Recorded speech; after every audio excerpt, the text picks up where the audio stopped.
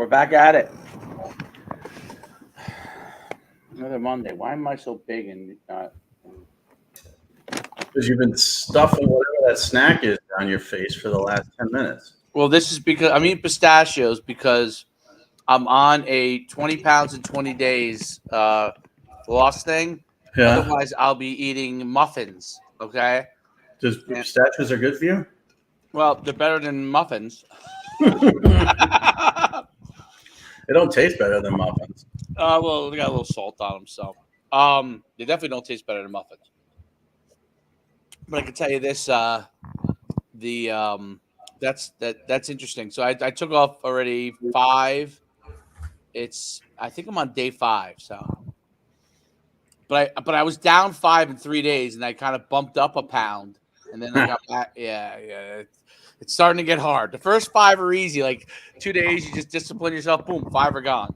And then it's like, okay, now's your real challenge. Now, do you really want it? That's where it goes. But anyway, let's talk about what's going on with our promo, man. myfootballcamps.com/D1. I just did my Kruger video actually, and I hadn't taken a look at him since that first thing came through. Man, he's really good. Yeah, they don't target him a lot. And that's J.J. Cole, the 4-star quarterback who's going to Iowa State. It's his quarterback. He just, in that offense, the tight end just doesn't get utilized that well. But he's a good blocker, inline kid, big kid, good size. Yeah. And this is the thing, we talk about, I watch the NFL a lot, and you always have the flex tight end. You always have the blocking tight end, and you've never heard of the blocking tight end. Unless you get a guy like Gronk or, Jason Witten or those guys who could do that. But the blocking tight end is extremely useful. And when I say blocking tight end, people think, oh, well, he's just a 6 offensive lineman. He's not going to catch passes. No, it's the type of guy that can get downfield, box you out, get position, move the chains, sneak by every once in a while, but also inline block. And that's what he can do. So to me, he's a 5-level kid, and should be in that discussion. But the puzzling thing there is that his quarterback was heavily recruited, and he's not getting as many looks as he should. And I think that's because he just didn't have a lot of targets his junior year. Yeah, well, tight end, especially you're 100% right. The NFL, plus the goal line, those guys score touchdowns because they sneak them out. When they run the ball on the goal line, and these guys score 5 or 6 every single year, and those guys are valuable because they got to be able to be a great blocker in order to be able to sell that. So, well, the other thing I'm noticing in the promo, and I've talked to a bunch of people about this, is that there's so many companies out there doing this, and this is similar to the camp business. As you remember, when you started camps, it was Nike and then nothing else. There were no underclassmen camps, and Nike really didn't invite underclassmen. So you found something that nobody else was doing, and then everybody started getting in the camp business, including my old company, Under Armour, Adidas, on and on, but not just them, smaller companies. And then the 7-on-7 space became overcrowded, and you didn't know who was legit and who wasn't. Should I go to this 7-on-7 tournament? It's all based on reputation, and it's all based on, word of mouth. So people know us just because of our names, but there's so much other garbage out there that I think everybody's hesitant to pull the trigger on anything. And, when I see the promo program, helping a Carson Kruger get a Drake offer and get a commitment, and now he's going to have his college paid for. Or I see a kid like Gavin Marshalek, was a 3rd-string quarterback heading into this season, and now he's the starter on varsity. The success is there, but I think people are just really confused as to who to trust and who to, double down with. So building trust in people is going to be the key here. I thought it was going to be, hey, everybody knows who we are. They should trust us. But this industry has been inundated with a bunch of untrustworthy people, and so that's something that we have to overcome when it comes to the promo program. Is don't put your money in the wrong place. Is all I'm saying. Yeah, it's a situation where, look, the bottom line is what's great is you see what you're getting, you know what you're getting. But you're right. I you do get questions of people, and when they're putting their money, like they have. I tell them, do your research. You know what I mean? Do your research. Like that's an important thing. If you're not sure, do your research. I'm glad to answer the questions you have, but you should do your own research. Like you're not gonna find anybody in the industry with this kind of clout that's working with you. So, and that's about. There are other people with clout in this industry, and I would say they're coaching in Division I colleges. So, unfortunately, those guys are not going to be able to help you in the way that you need to. But there's very few, and there might be a handful of around the country that are able to do something, but very few, and not combining in the way that we are to do something. So that stuff. But people, in today's social media marketplace, they don't understand, you know, how much impact does this have? There's so much stuff out there, and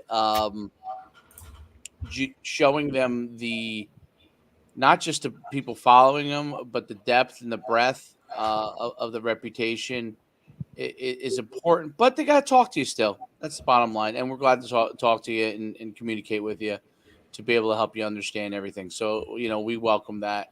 Some people are easy with the process, and some people it takes time, and that's okay. But what you see, what actually starts to happen, that's the results, and you know. So check it out, myfootballcamps.com/D1. Literally, it's I think it's changed a lot of athletes' trajectory in a really positive direction. Check it out. You could obviously always ask questions. Me and Mike. Well, the best part about it is in doing this, I was a little hesitant just because of my experience with parents over the years. And you deal with parents even more than I do running camps and stuff, but I was worried, that I'd run into difficult people, and I haven't run into anybody who's difficult. I haven't had one complaint, and everybody's happy. And that's Right. very rare, and when you're ranking kids like I did forever, nobody's happy. When you're selecting all-star, 5-star challenge kids, and you got 104 roster spots, 104 kids are going to be happy, and everybody else is going to be pissed at you, and on it goes. So this is a little bit different because this is just everybody rowing in the same direction, nobody being left out. If you want us to pay attention to you, there's a cost. It's life, but we're all in when we do. And that's the cool part about it is, I was talking to, Marshalek's father yesterday, and I told him, I was surprised. I love writing. I love opinions. And we're going to get into the Jermaine Burton, Tennessee situation and Quinn Ewers. And I love writing stuff. I love running a website. I love people reading what I have to say. I love arguing with people about stuff. And I didn't think I'd like this as much, but this is a big part of it. It's kind of fun for me. And I keep saying that over and over again, but I don't think people understand what 24 years of dealing with, parents of kids who are under recruited being told as a company that they're a nuisance, go away, ignore them, to the point now where it's just a complete 180 where I'm actually dealing with them.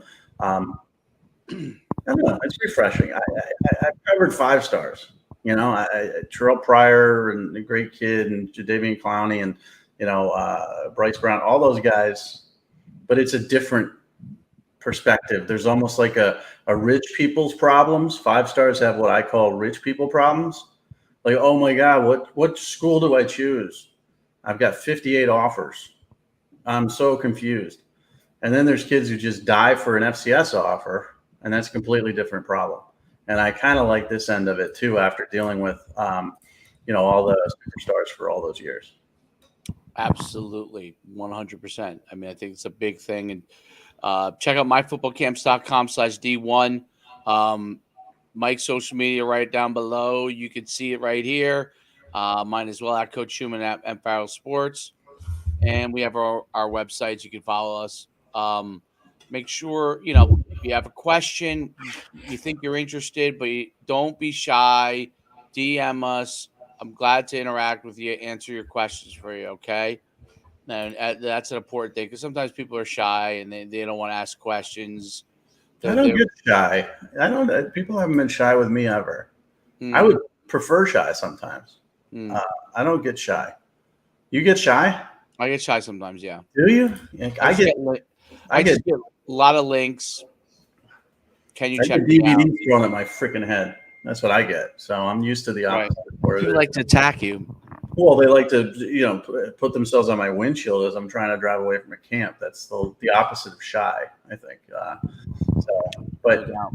So let's talk Jermaine Burton before we get into your Quinn Ewers questions. I did just a very low key video on this, on my opinion, on Jermaine Burton. So just to recap, Jermaine Burton's a wide receiver for Alabama. Alabama lost to Tennessee. The crowd, fans rushed the field. It was chaos. And a video surfaced of, you gotta be kidding me, of Jermaine Burton sort of pushing a girl in the face. You could say slap, push. I'll show it in a second. Okay. Yeah. There's not a lot here. I mean, this isn't a Ray Rice, I'm gonna violent, scary situation. But to me, the what I just said is in the video, I said Nick Saban didn't suspend him at all. He played this past weekend against Mississippi State. I just think you have to send a message in this day and age where we're aware of everything.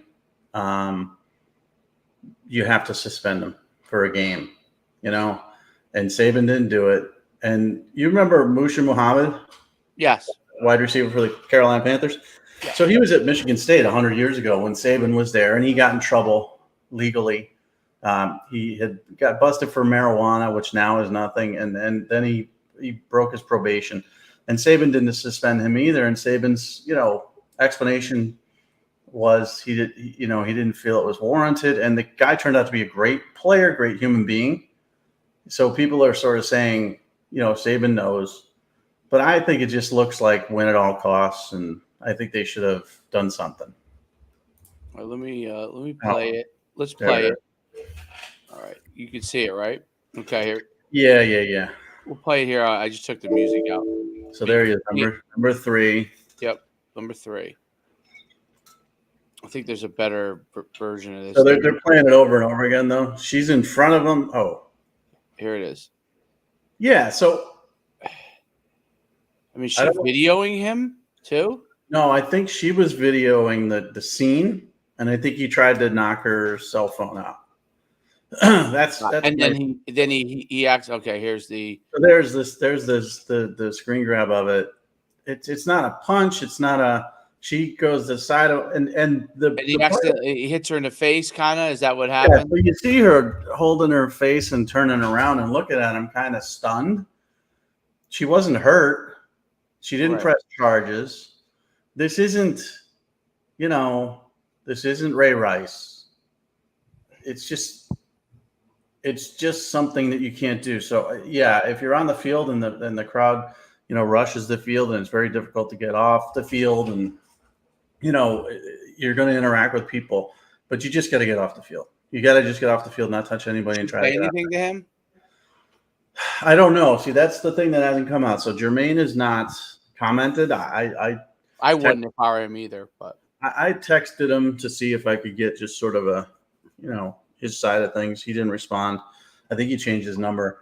But Saban said that Jermaine told him that he was scared, and that was the reason he did it. But he doesn't. I don't think it's not a scared thing. But my point was Saban really needs to just suspend him for one game. I don't think his football career should be ruined. I don't think you do any of that stuff. Even suspend him. You can't suspend him for a half, because a half is just like really, really throwing it in the face of, I don't think this kid should be suspended, but I'm going to do it anyways just to shut everybody up. But maybe missing a game would have been the right message. Doing nothing, I think it speaks to Saban's bulletproof nature. He's the best coach to ever live, and nobody can mess with him. And also his win at all costs type of mentality. And I'm not being overly critical of Jermaine Burton in this situation. He shouldn't have done it. But like I said, it wasn't egregiously horrible. And I'm not overly, critical of Nick Saban here. My video was very low key. It's like, you know what? Come on. Throw him a 1-game suspension.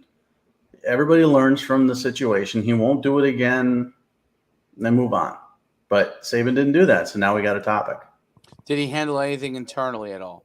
I'm sure he did. I'm sure he talked to him. The kid's taking anger management classes because he's blown up a couple other times in different situations. It was brought up on the telecast. I think it was Chris Fowler, and a couple other people were talking about it. And they came under scrutiny for the way they talked about it because they weren't really doubling down on the fact that his career should be over or whatever. And all the outraged people in this world want ruination. They want Jermaine Burton to never play football again and for his life to be destroyed. But that's how social media is. So in the opposite, where they just mentioned that he was taking anger management classes, and they didn't condone, nor did they really become critical of Saban's punishment. They're under fire too, and they're not in trouble. It's just this is the way it is. So I look at situations you have to win, right? You have to win in the eye of the public. Who was the coach? Remember the coach that was just fired at Oklahoma before the season started for use of a racial slur? He grabbed somebody's phone and he was reading. Oh yes, yes. And you and I had our different, and we talked about how stupid it was. And then it came out that he repeated it. I thought it was a one-time thing. He read it, and then I shouldn't have said that. But he repeated it over and over again. So he should be fired because that's just utter stupidity. But he's an adult. Jermaine Burton's a kid.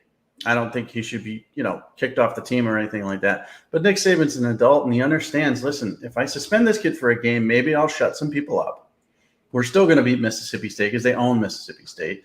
That's a win-win for everybody. But by not suspending him, it's like Saban's just defiantly saying, I don't give a crap what you think. I'm going to do what I want. And he can, but now we're talking about it. And we wouldn't be talking about it if the kid missed a game, I think.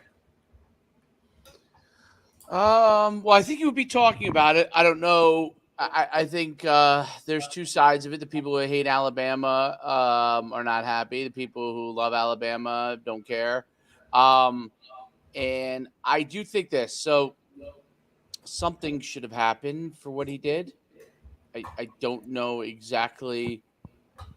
It's such a tough angle to see exactly how hard he hit her. Hard to know what the intent was. I don't know what the woman said.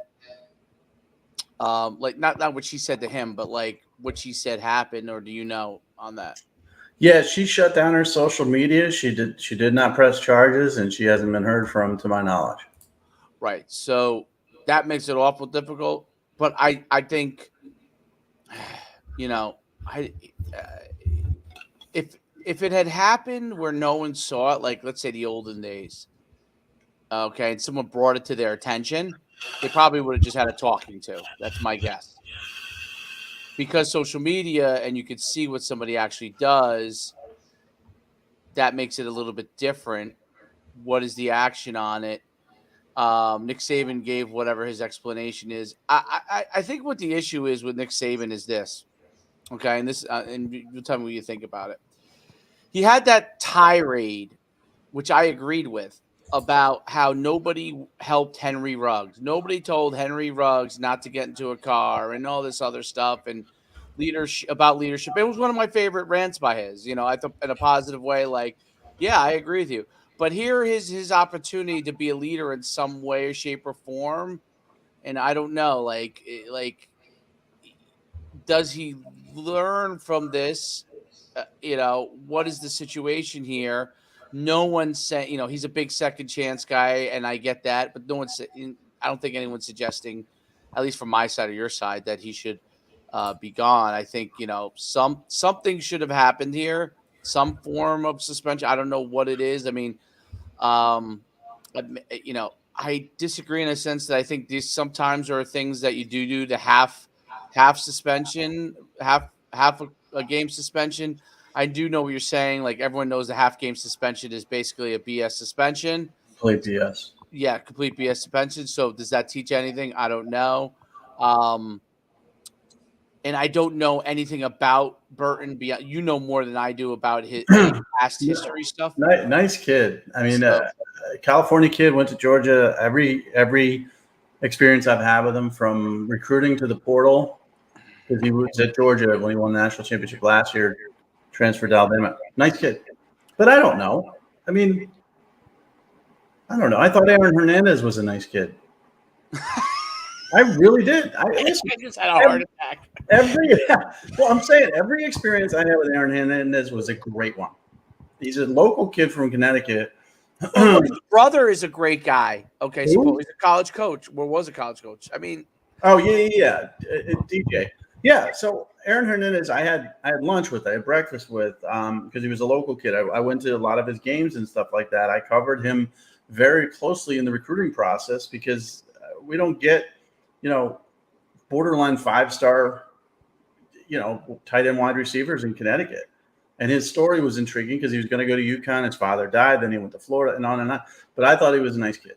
Now, people say he was in gangs in Bristol. I don't really know whether he was or wasn't. I don't know anything. But I'm saying, I don't know Jermaine Burton. He could be a freaking serial killer. I don't know. How do I know? You would never know. My experience with him has been great. He's always been Mr. Polite, to me, Mr. Farrell, blah, blah, blah. So that's even when I prefaced the video. I said, it's always been nice to me, but everybody's nice to me. I mean, because they want something. So I don't know what type of kid he is. Except Northeast coaches, which is what you said. Except, those guys, they don't want. They're all. I'm talking kids. Northeast coaches. I'm just joking. I'm teasing. Yeah, I know, but they're all crotchety jerks. Not recruits. Recruits want something from me, whether Absolutely. It's pension ranking or whatever. Right. But portal kids don't. Honestly, what I've noticed in the portal is they don't want to talk to you. They don't want to be a part of you. There's a shame level of being in the portal, or an embarrassment level of leaving your team, or whatever. And they don't want. And they're older now, and they don't want to talk like they did when they were recruited. And Burton was fine. Every correspondence was fine. He never really, but whatever. I don't know. I don't know the kid. Listen, this is the world we live in too. I mean, 20 years ago, obviously, this would not have come out. There wouldn't be phones with cameras and, all this other stuff that now everything you do is watched. Everything that happens could be on video. You got to be careful. So shame on Jermaine Burton for even raising his hand. But also shame on Nick Saban for, just even if the kid, even I would sit the kid down, and I'm not a coach. I'd say, listen, Jermaine, between me and you, this wasn't an egregious offense. Okay. And you may say you were scared. I don't know if you were or weren't. I know that situation was crazy. You got 100,000 fans rushing the field. I said, but what you did is unacceptable in society, and I'm going to suspend you for a game because of it. And that's the end of it. And he wouldn't. I don't think your point is valid. I think your point is valid. It looks like he hit a woman. I see the whole thing. It looks like he kind of slapped a woman. It is taken. Maybe it's after a game, so it's like it was kind of like a half. It wasn't like a slap, like a man and a woman are in an argument, like domestic violence slap. But it was some version of that. And yeah, I agree. And that's why I brought up the Henry Ruggs thing.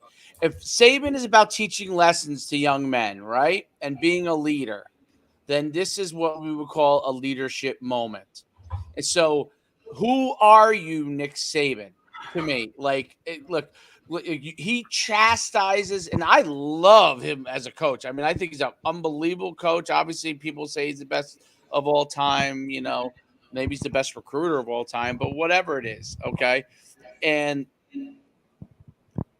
But chastises, guys like Jimbo Fisher, for example, for he there's no doubt that he thinks he is among the morality in the police world. He's the highest of them, in that, and everybody else is below him. So if that's the case, then if you're teaching leadership lessons, then where is the leadership lesson here? Okay, for Jermaine Burton. And it's not that, it's exactly what you said. It's not that it was overly egregious offense. You can't hit a woman no matter what it is. Okay. Now look, if she hauled up and smacked him, then that's a different situation. She didn't do that. Nope. So if she said something to you, which we don't know, if she said something to you, like, I mean, literally, you could turn around and say something back. No one's going to say anything about that, right? And keep walking. So that part is like, but if you haul up and hit somebody, and let's say the worst case scenario, she said some nonsense to him, which I don't think, but let's say she said some nonsense to him, it still doesn't warrant smacking her. No. And Joe Mixon is a good example here too. Like, Joe Mixon was on video absolutely cold cocking that girl, knocking her out. But she had used a racial slur, and there were multiple witnesses to that.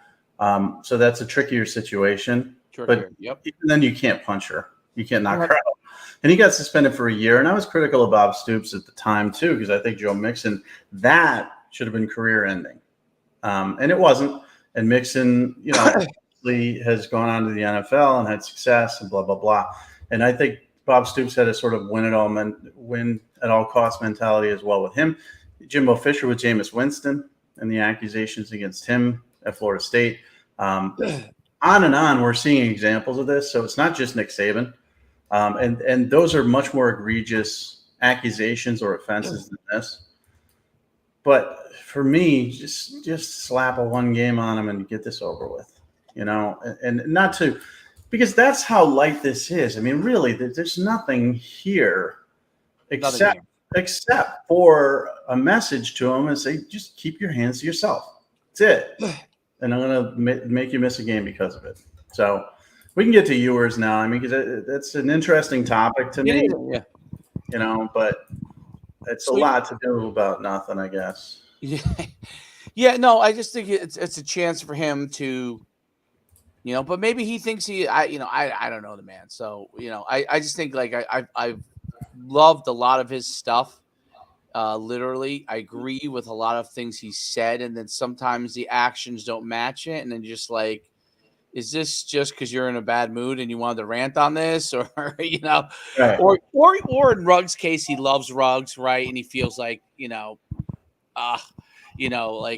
so much, but then you're not consistent with things. So if something happens to Jermaine Burton down the line, that's not good, right?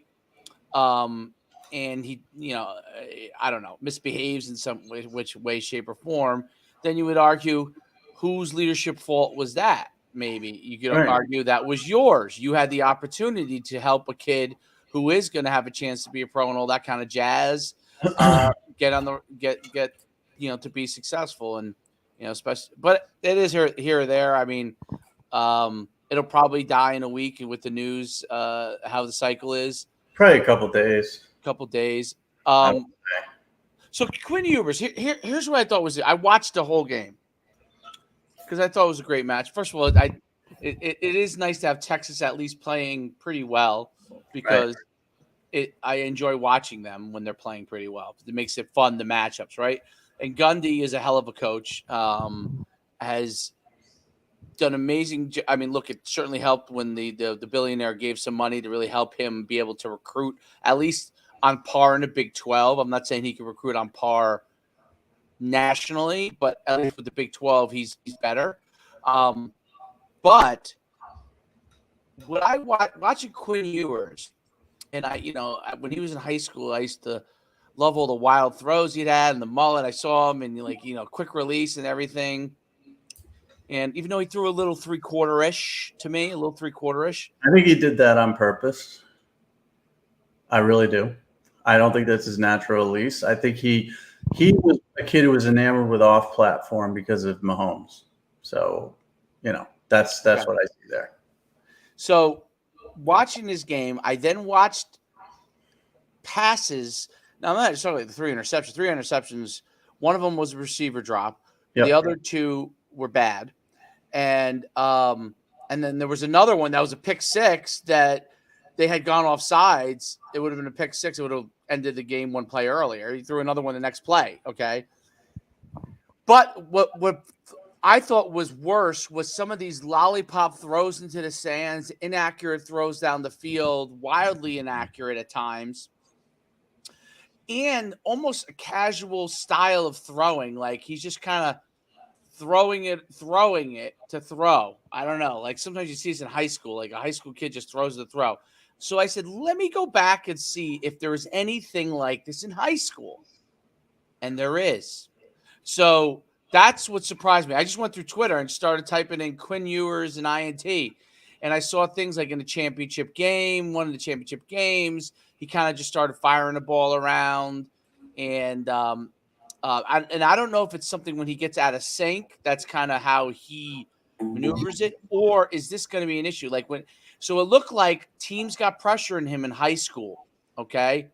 He started to get rid of it because he has that quick release and he can get rid of the ball fast and throws it out of there and was turning into picks and wildly inaccurate throws. A couple times it happened in the high school level. Now, obviously, they were wildly better than most of the teams they played.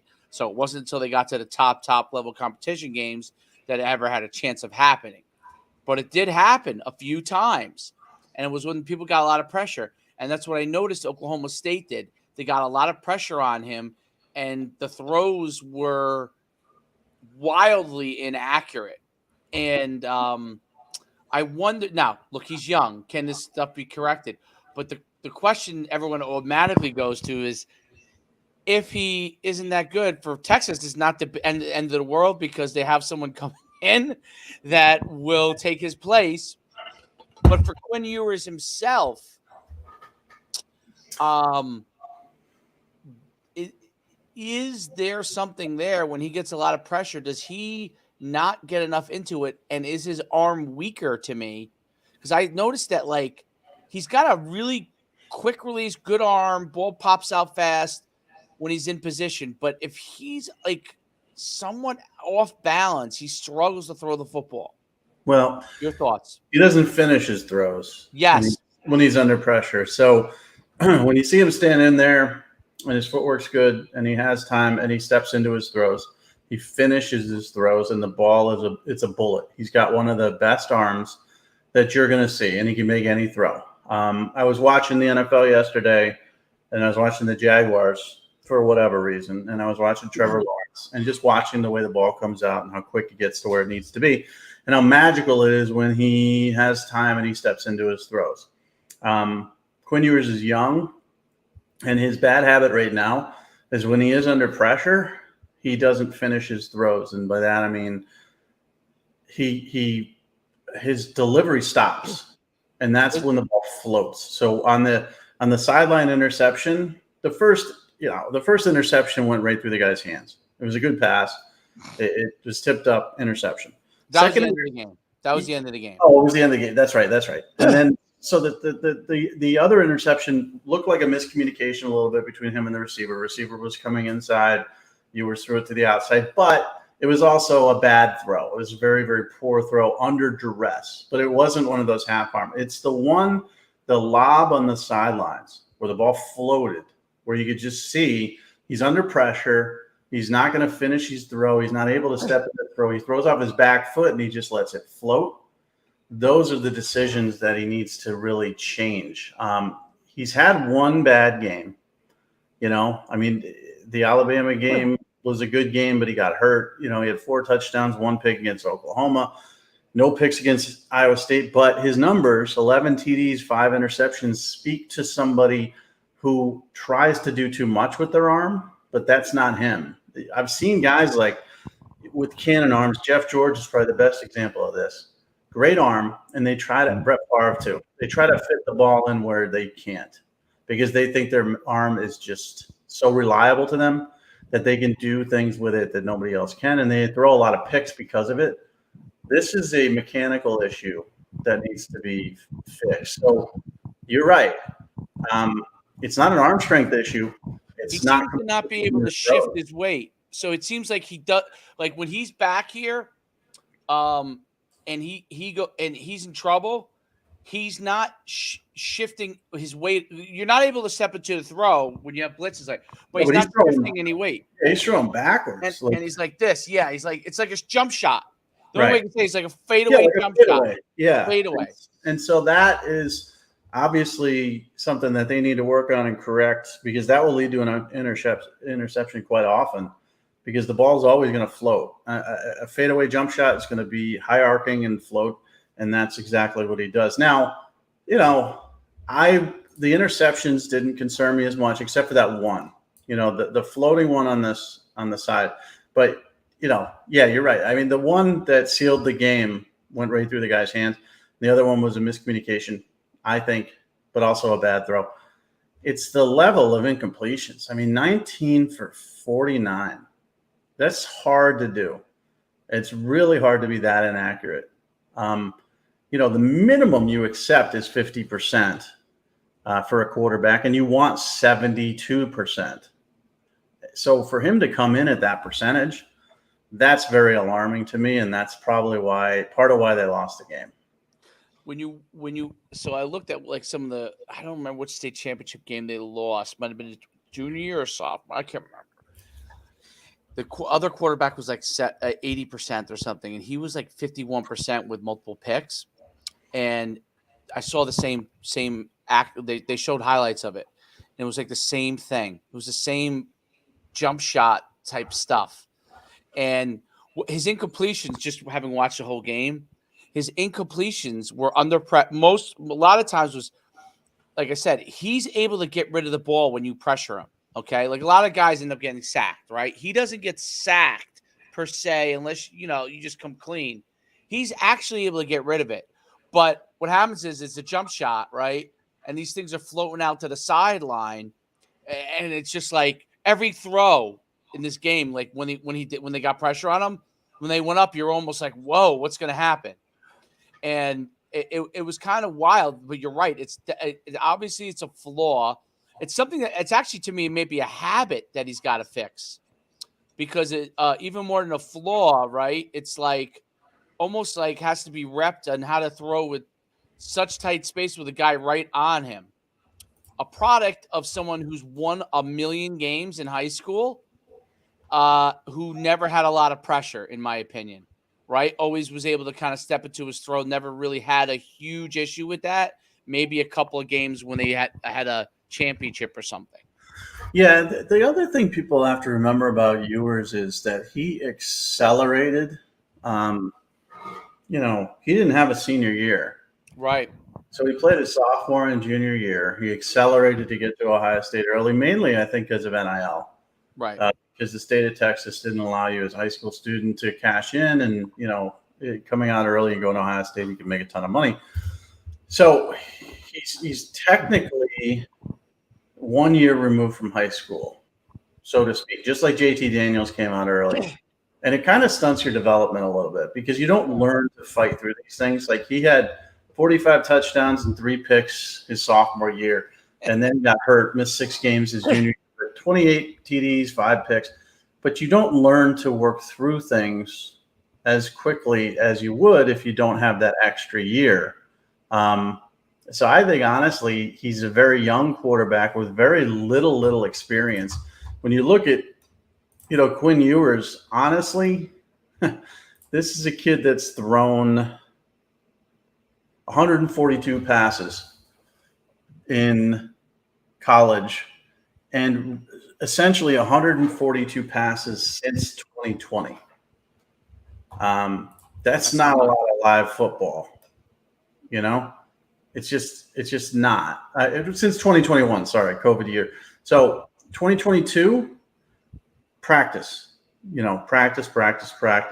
At 2021, I mean, at Ohio State, practice. 2022, live action, with an injury. 142 passes into his career, but his completion rate is 57.7. It's not good. He was under 40%. So I think the criticism is warranted, but he's still working a lot of things out that, we see a lot of quarterbacks trying to work out. DJ Uiagalelei at he got pulled. Yeah, he got pulled, and Klubnik played, but Klubnik only threw 2 passes. And I think we get spoiled sometimes by the Klubnik won the game. Did you see that one? Yeah, but he threw 2 passes. I'm saying they came back. They scored 14 points. They were down. They were getting killed. I agree. I wrote an article today. I think that Clemson should make the change because the energy on that football team, it changed the second that dude got in the game. When Klubnik got in the game, they only let him throw twice. He ran here and there. Yes. But they pounded the ball at them. But the energy level of Syracuse changed. I watched that entire game. My buddy's a Syracuse fan. He was excited. Use a map in your car. Hold on. Why not use a map with your cart? They're up 21-10. DJ throws his second pick. They bring Klubnik in. He goes 2 for 4 for 19 yards. But the energy of everything about that on offense and defense changed, and they ended up, scoring 17 straight points to win the football game. But I think we get spoiled a little bit by the Trevor Lawrences of the world who jump in as a true freshman and just dominate the world. Bryce Young needed a year under Mac Jones. Quinn Ewers is still brand new to college football, despite the fact that he had a year at Ohio State under Stroud last year. These are mistakes he's going to make, and they have to work on them for sure. But it doesn't worry me at all. I think he's the solution. I think Arch Manning's going to redshirt, and I think that's going to be the way things work. And I also will tell you this. I think Quinn Ewers, even if he has an average career, and Matt Stafford had, by and large, an average career at Georgia, okay? He didn't win a national championship. They didn't do as much as expected under Matt Stafford as you would think. I'm looking up his stats right now. Get ready. Our most popular battery. What the hell, man? Everything's autoplay. So he completed 57% of his passes, Matt Stafford. His first year, he had 7 TDs, 13 picks, then 19 TDs, 10 picks, 25 TDs, 10 picks. Not a great career. No. And he is Quinn Ewers. And I still think, I'll tell you this, my prediction, same style. Yeah. My prediction for the 2024 draft is that Quinn Ewers will still be the number 1 pick in the draft. Huh. Well, if he fixes the things he needs to fix, I think that would be the case. I said about Matt Stafford. You got to understand, the NFL dudes get enamored with your physical skills. That's true. Matt Stafford, 6'3", 210. He threw 51 TDs and 33 interceptions and completed 57% of his passes. That's not good. None of that's good. And he's amazing. He's amazing in the NFL. Right. But he was a number 1 overall pick in the 2009 draft because his arm is golden. And he can do the things that you don't see guys with a lesser arm able to do. So Ewers will go through this season and next season. He'll go to the combine. He'll have his pro day. Everybody will rave about his pro day. Have you ever heard of a bad pro day, by the way, for a quarterback? No. But the only thing I hear is better pro days versus good pro days. Right. But I mean, we saw, I remember the Justin Fields. Johnny Manziel had the greatest pro day. I remember that. Everybody has the greatest. Oh, he's so great. Trey Lance had the greatest pro day until, Mac Jones had a bad pro day. And then he had a second pro day, and his pro day was great. But that whole year was Justin Fields and Trey Lance and Zach Wilson. They all had the greatest pro days ever. And I'm like, well, it's a pro day. All the throws are scripted to receivers. There shouldn't be an incompletion. There's no coverage. So, he'll go and have a great pro day, and his arm will be amazing, and he'll be the number 1 pick in the draft in 2024, even if he doesn't fix these mistakes. Because that's interesting, yeah. Yeah, the NFL, man, I'm telling you, they're just enamored. Totally different games. Like, you can I think the Clemson guy is going to get drafted. I mean, he's 6'5". He's he, Second round at worst. someone's still going to take him, right? I mean, he's 6. He could throw 5,000 picks. How many 6'5" guys that could sling it are you going to find? I mean, Second round at worst. He's 6'5", 235 pounds. He's got 17 TDs, 4 picks this year. He got yanked in that Syracuse game. Dabo's going to stick with him as the starter. He'll probably go undefeated this year because their schedule's not that bad at all moving forward. He'll be in the playoff, and he'll be likely a first rounder. But if he slides into the second round, then that's where he'll go. right. And he's got a lot of problems. There's a lot because again, look, he's 6'5". He's obviously completely relied on physical dominance. You're talking about high school and stuff. I mean, a 6'5" quarterback who moved in high school pretty well. For college, I don't think he moves that well, but he moved pretty well for high school. And his size, I mean, there's no high school kids that can corral a kid like that. You won't know any flaws on that until he starts to get to college. Plus, the college game is so different. Like these guys who really could scoot running wise, they have a significant bigger impact than the guys who just stand back there and throw. Now, there are guys who stand back there and throw who light it up. I mean, obviously, Mike Leach's teams always do that. That helps them win 9 games every year, right? But for the most part, if the guy's actually able to run and throw pretty well in college, they have a large level of effectiveness. But only the Lamar Jacksons or the Kyler Murrays of the world can really have any effectiveness in the pros, meaning they're so fast, right? Like you can't be like good speed, make a lot of people miss in college, and then in pros, you're just average speed.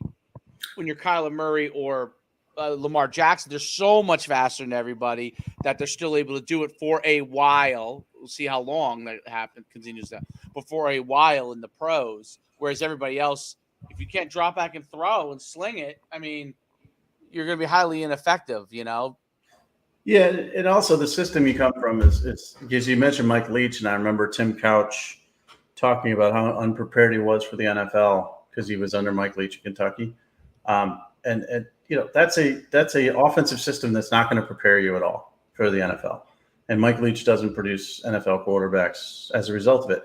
But Clemson, they got a new offensive coordinator this season, but the system itself, Deshaun Watson to Trevor Lawrence, he'll get a break because of that as well, because it's conducive on a lot of progressions and reads and things like that. It's funny watching that game because Garrett Schrader, who comes from a Mike Leach offense, first look, if it's not there, run. There's no progressions. And it was getting frustrating because I was kind of rooting for Syracuse because they're the underdog. And I'm just like, they couldn't figure out in the first half, and then they went in at halftime, made an adjustment. They're like, this dude locks. And if he doesn't lock, he's running. So get ready. So if he doesn't throw on his first read, he's going to run, get him. And they did. Whereas, the Clemson offense is a little bit more sophisticated. So he'll get that bump too. You got CJ Stroud, you got Bryce Young, you got Will Levis. You got a bunch of quarterbacks this year. So I think he's probably second round. But there'll probably be 5 taken in the first round because last year there was 1 taken in the first 2 rounds. It's crazy. I believe first 2 rounds. Kenny picked it. Was it picking the only one taken? Yeah, I think I saw that last night. I should remember this, but when the draft's over, I focus on the next year. But yeah, when I was watching the game last night, they said that Pickett was the only quarterback taken the first 2 rounds, which is unbelievably rare. So that means people are going to overload on quarterbacks next year, and DJ will be a second round pick at worst. But we should probably wrap it up because it's 1:00. Yes, sir. I got other shows to do and stuff like that. So go to myfootballcamps.com/D1. DM us. I'm at M Farrell Sports. Coach is at Coach Schuman on Twitter or on Instagram or on TikTok. We're everywhere. Ask us questions if you have questions about it. We're going to help people. It's just whether they choose to put the investment together. I was talking to you last week? This was just a conversation with you about your kid, when your kid becomes eligible and if he needs attention, he's too young now, you would absolutely 100% invest this.